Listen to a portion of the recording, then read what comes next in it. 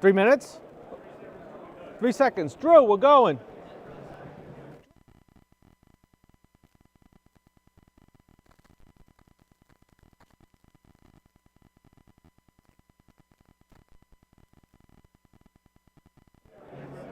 Hey, good afternoon everybody, and welcome back to VMworld 2019. My name is Scott Delandy.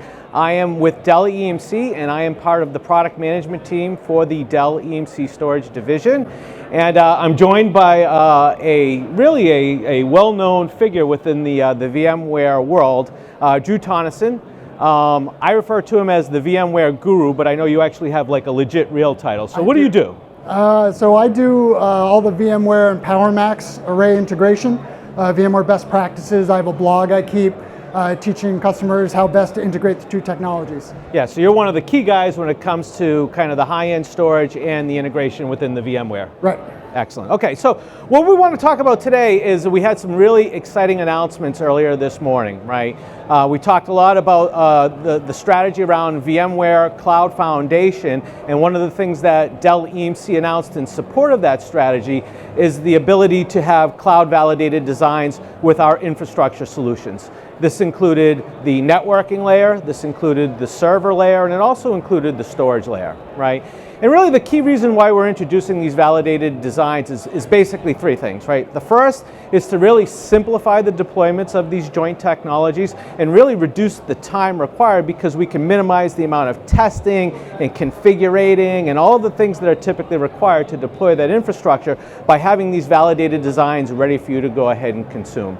We can also help provide better scalability of the infrastructure, because now the fact that you have the disparate server, networking, and layer and storage layers, it gives you the ability to kind of dial in the right amount of performance, the right amount of capacity, the right amount of resources needed to support the different applications and the different workloads that you're deploying under VCF.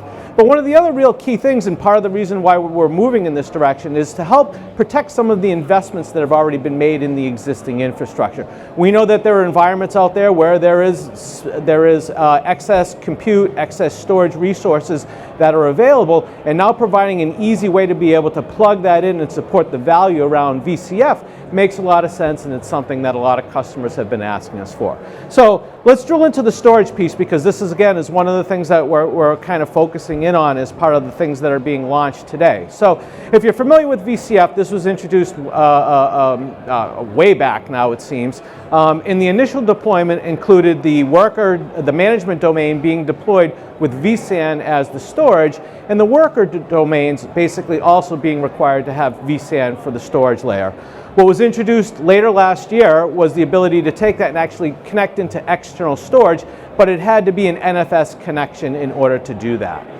What we're previewing today and showing the direction around is extending that to another connectivity option for external storage that includes the ability to connect into fiber channel or into traditional SAN fabrics, right? So taking the things that you know and like around the automation and the simplicity of the VCF layer and moving it from just a hyper-converged software-defined type of a deployment option to now being able to support traditional external disparate components, including the server, the networking, and as well the storage, right?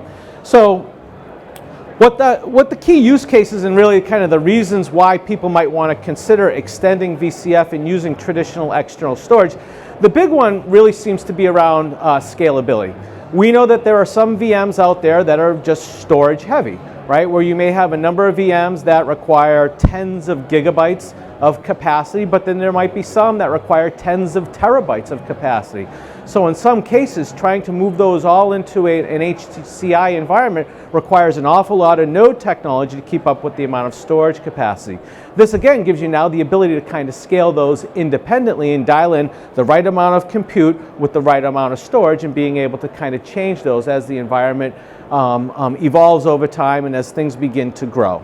The other thing, again, we talked a little bit about this, is just being able to leverage existing investments, being able to take the deployments that are already in place and being able to extend the benefits of VCF into those things that are already running in the environment to take advantage of the simplicity and the automation that provides.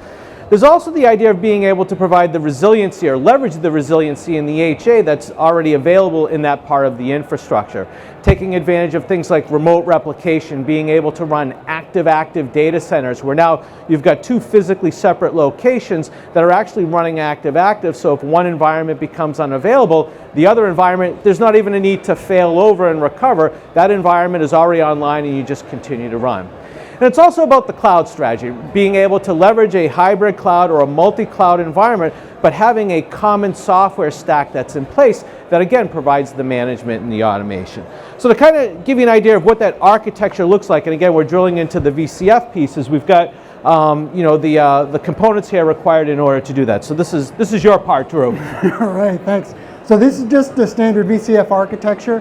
So basically, there's three main components. There's vSphere, there's vSAN, and then there's NSX. So those are the major components of VCF, but of course, there's other components that can be used with the VCF environment. Most typically, the vRealize suite is used. So whether that's vRealize automation, vRealize operations, vRealize log insight. And so it's not a requirement of VCF, but a number of the customers like to use it for automation purposes through the stack. Now, where this comes into play for us is because SDDC Manager controls the VCF environment, but it's a VMware-based product around VCF. So if I attach an external storage, my workload domain, how am I going to manage that? How do I can go in and create new data stores? And the best way to do that is to use the vRealize suite. So we have a plugin into the vRealize Orchestrator, which will allow you to do all the array controls that normally you would have to use our management tool for. Instead, you can use vRealize operations and vRealize automation to do those tasks. So you can create blueprints and then catalog items to actually run the creation of, let's say, data stores, take snapshots, even do replication. So we're going to show you some of those different things. I was going to set up differently. I was going to say, so what we're doing is basically providing the automation, so now you can control the storage functionality, the storage provisioning operations, but never actually have to go into the storage itself in order to perform those types of things. Right, everything can still be done through VMware. So you don't have to have the involvement of the storage administrator. The VMware administrator can do all the tasks required on the array for VCF. And now you're going to demo that for us. Yes, I'm going to demo this. We're going to try this. Oh, snap, it worked. Look at that. Okay, what are we looking at here? So what we're going to do is we're going to look through what would typically be, this is our workload environment. So this is an environment that we've attached to the VCF environment. We're running external storage, fiber channel, okay? And I'm just showing you, this is the vCenter I'm running, which happens to be a VMware Metro Storage cluster, if you're familiar with that. So this is multiple ESX hosts. Some are attached to one array and some are attached to another array, but they live in the same vCenter because there's active replication going on in the background. And that's happening at the storage layer? That's correct. That's at the storage layer. And so I'm just setting that up just so you know where we're going to deploy to. So this is our workload domain.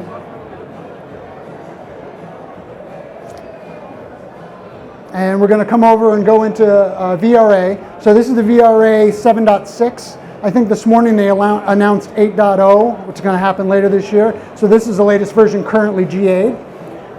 And so I have a number of workflows here available as catalog items. So the first thing I'm going to do is, what if I want to provision the data store to my environment? I can go out and run a workflow that's going to go out onto the array. It's going to create a device for me. It's going to present that device to the ESXi host, and then it's going to create a data store on it. And back in the day, what would happen is I'd have to actually call the storage guy and basically do this. Now I don't ever have to talk to him. Right. You don't have to contact the storage admin to deploy a device, to create the data store. Now the storage guy is probably a really nice guy, but now we don't need him in order to process that workflow anymore. She might be a nice woman, yes. She probably is.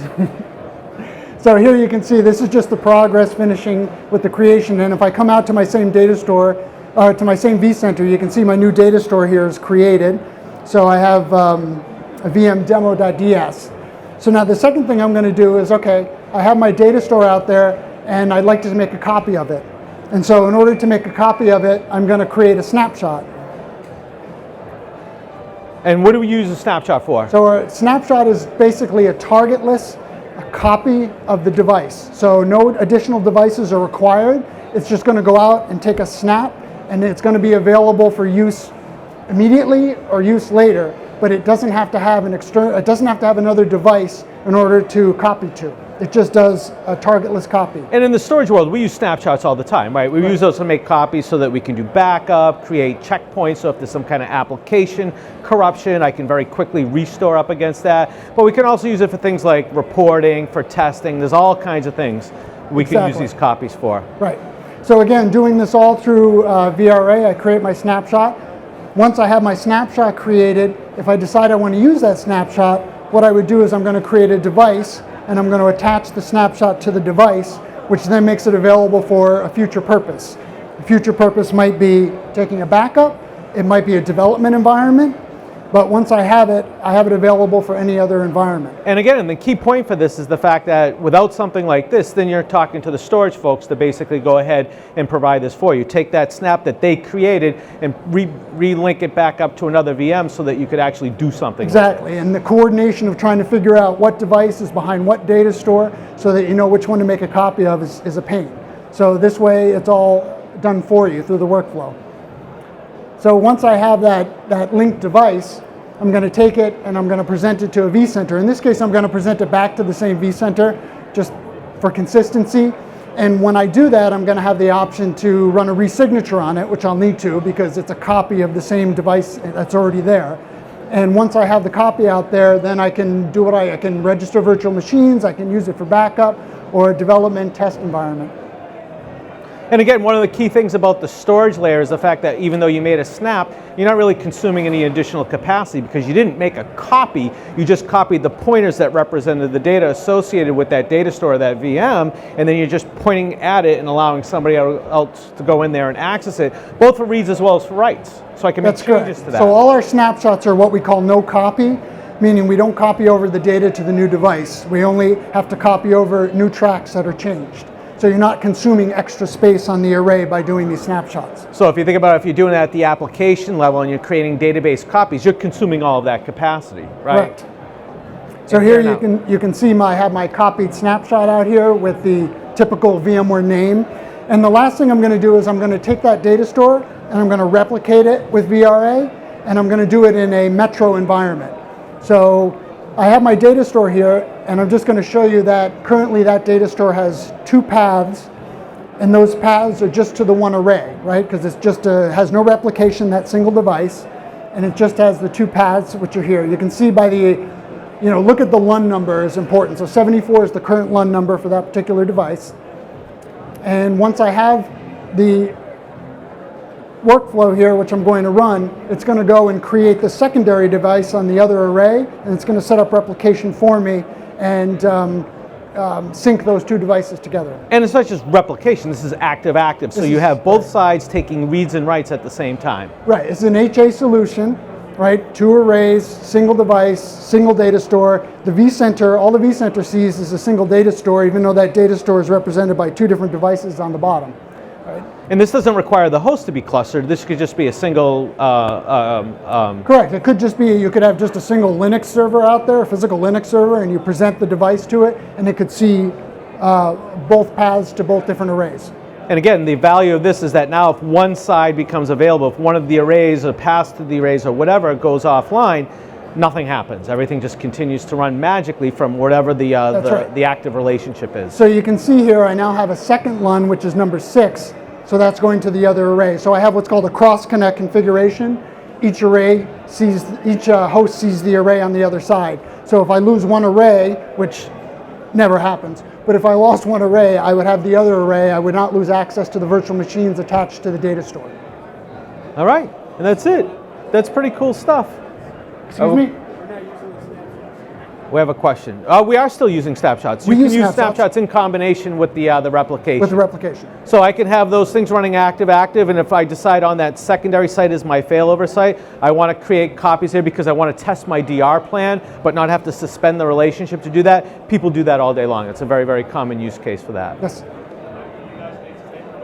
We're taking questions offline, so I want to thank everybody for coming. I want to thank Drew. Drew, real quick before you unmic, where do people go for more information? Solutions Exchange? No. Google Drew Tonnesen, Dell EMC. I'm a bad self-promoter. What can I tell you? All this blog site. So thank you guys.